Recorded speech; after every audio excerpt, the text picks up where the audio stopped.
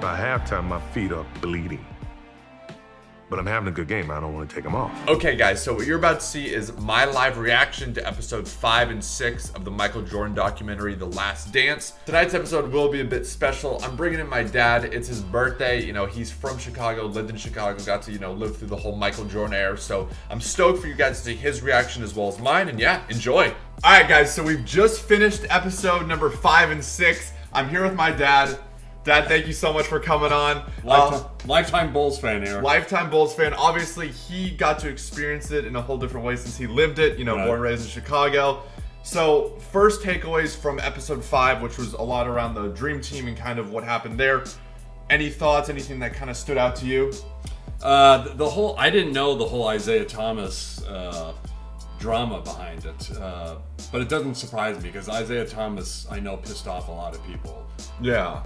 And it's interesting when Jordan said that it wasn't just him. Like, people made it sound like it was just him that didn't want Isaiah Thomas. But, Bird, Magic, Pippen, a lot of people had issues with Thomas. One of my favorite parts was actually the practice they showed and kind of how, Magic. It's funny because Magic and Mike were great friends. But Magic knew how to get under Jordan's skin, which I thought was super cool. And, I was the same way with my friends growing up.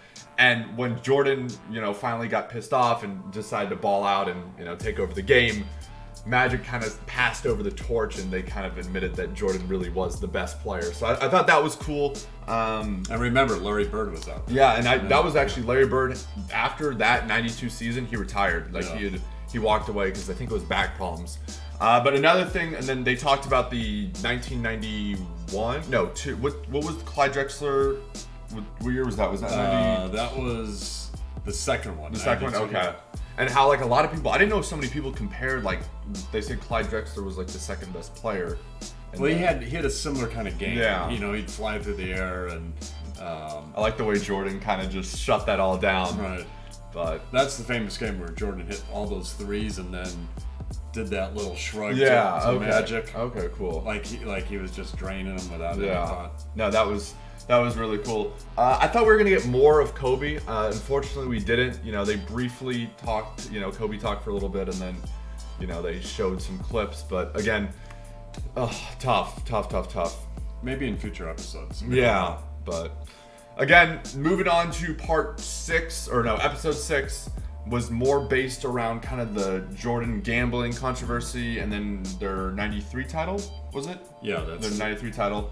And then they're kind of slowly going through the '98 season, which is kind of how I expected it. I think at that end of the last episode, they're going right into the playoffs, which is cool. Again, did Jordan's father, did he die after was it after the '93 season? I think it was. I think that's what's the next. I have to imagine the next episode is going to deal with Jordan's father's death / murder. I think. Don't quote me on that. Yeah. And potentially. Maybe a gambling connection. I don't know. But certainly, and I have to imagine all that is one thing that pushed Michael out. Yeah, of course. It's interesting though to hear him talk. How the pressure of continuing to win and how it was almost a relief more than kind of excitement and joy before all that to kind of just show because I know a lot of people thought it was just his dad, but kind of maybe that he was even getting sick and tired of it or just kind of worn out. But I guess we'll see. Again, something else I want to look back at in the '92 season, which I thought was cool, was how Jordan just was so loyal to Nike and the way he wore the flag to cover up the Reebok sign. I thought that I never knew that. That was cool. Yeah, I thought that was really cool. And then of course them shutting down Tony Kukoc. Is that his name? Yeah. I didn't know they played him for a second time. I thought they only played Croatia once. Yeah, I read that online the other day. Of course, then Tony went on and played in the second version of the Bulls and was really pivotal to the team. Yeah. I always liked him. Coach, but so he came over when Jordan returned to basketball. Was he already with the Bulls? He was the guy that's gonna.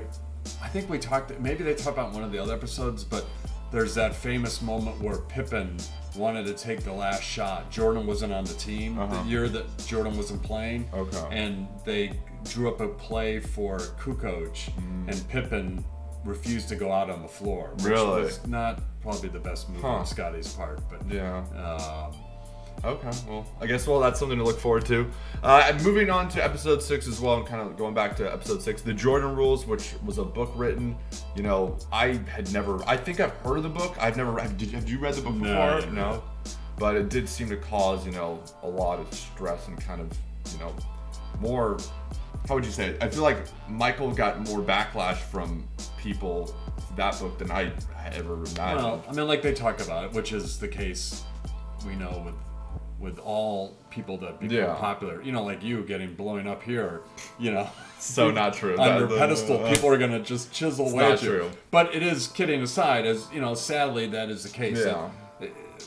They build you up and then they just want to take you down, you know. And so the ride, you know, I feel like the first couple episodes were more of the joy of the ride, and now we're seeing the toll it took on Michael. And I must say, you know, as I've told you, it was beyond stressful for me every second of every one of those games. Not during the regular season, but the playoffs, the finals. It killed me to watch that. Yeah. Kind of the same, you know, it's not anywhere near the same, but the pressure that Jordan felt, like, it wasn't so much the joy of them winning, like, it was a relief for them to get, like, that third title, because it was almost expected of them. But, you know, I really enjoyed it. You know, at the very end, they kind of talked about Jordan's gambling and how that affected things. And it was cool to see his dad step in and take media questions for him while he was silent. And then, of course, we ended the episode with, you know, Jordan winning his third title and winning 3 in a row, which is crazy. 3 titles, to win 3 in a row, you just don't realize how much gets put into it, how many, you know, obstacles you have to overcome. And I didn't realize Charles Barkley, I didn't even know he won an NBA MVP. Like, I knew he was, of course, a great player, but I didn't realize he had won the MVP that year. Yeah, that was a great. I remember watching all that and, you know, stressing out big time. But, you know, very happy when they won. Yeah.